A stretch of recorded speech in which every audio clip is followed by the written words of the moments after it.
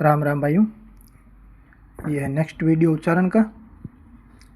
हमने ओ तक के उच्चारण पढ़ लिए थे, अब पी से शुरू करते हैं। पी का उच्चारण सिंपल है, पे की तरह होता है। उदाहरण देख लो, पाने यानी रोटी, PANE, पाने यानी रोटी। पादरे, पादरे यानी पिताजी, फादर। पिताजी को इटालियन में क्या कहते हैं? पादरे। प्याज़ा, प्याज़ा यानी चौक चौराया। पिकोलो, पिकोलो यानी छोटा, और ग्रांदे यानी बड़ा। पारोला यानी शब्द। पोर्ता यानी दरवाजे, दरवाजे को क्या बोलते हैं? पोर्ता। कई जगह आपने पढ़ा होगा ला पोर्ता, ला पोर्ता यानी दरवाजा। वो आर्टिकल है, वो हम आगे पढ़ेंगे, कहाँ इल लगाना है, कहाँ ला लगाना है। वो पेशे, पेशे यानी मछली, मछली को क्या बोलते हैं? पेशे। पोंते यानी पुल, जो ब्रिज होते हैं, पुल होते हैं, उनको बोलते हैं पोंते। पोलो, पोलो यानी मुर्गा या चिकन, चिकन को क्या बोलते हैं? पोलो। प्रांत जो, प्रांत जो है दोपहर का भोजन, जो दोपहर के समय का भोजन होता है उसको इटालियन में बोलते हैं प्रांत जो। त्रोप्पो, त्रोप्पो यानी बहुत ज़्यादा, टू मच।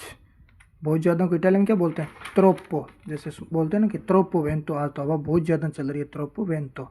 तो त्रोप्पो यानी बहुत ज़्यादा।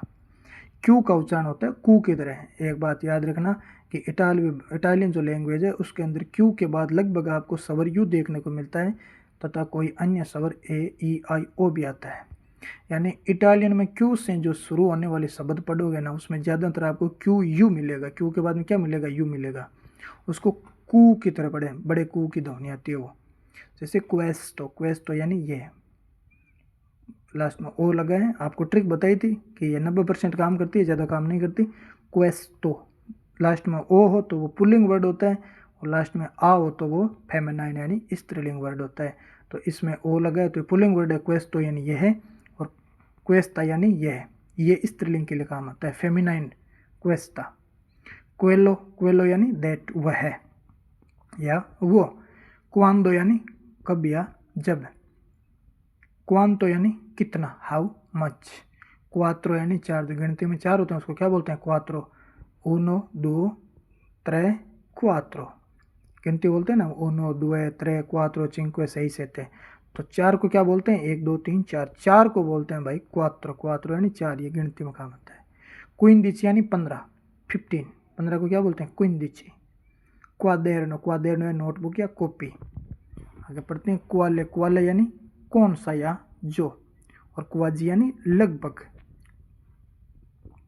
क्वाजी यानी लगभग। आप ये क्यू के जितने भी उदाहरण देखें, सब में आपने देखा कि क्यू के बाद में क्या आ रहा है? यू आ रहा है। यानी इटालियन में जो क्यू से शुरू होने वाले शब्द हैं उसमें क्यू के बाद लगभग यू देखने को मिलता है। पूरी इटालियन में एकमात्र ऐसा शब्द जिसमें डबल क्यू एक साथ है, बाकी शब्दों में डबल क्यू की ध्वनि के लिए CQ का इस्तेमाल होता है। यानी इटालियन भाषा के अंदर जो शब्दावली है, वोकेबलरी है, उसके अंदर ये सोक्वाद्रो यानी जो बिखरा हुआ उथल पुथल होते हैं उसका इटालियन में शब्द होते हैं शोक्वाद्रो। एकमात्र शब्द है जिसमें डबल क्यू एक साथ है, बाकी डबल क्यू की जगह CQ लिखा हुआ मिलेगा। डिसऑर्डर होते हैं उसको बोलते हैं सोक्वाद्रो, यानी बिखरा हुआ या उथल पुथल। आगे हम पढ़ेंगे आर का उच्चारण। आर को बोलते हैं एर्रे।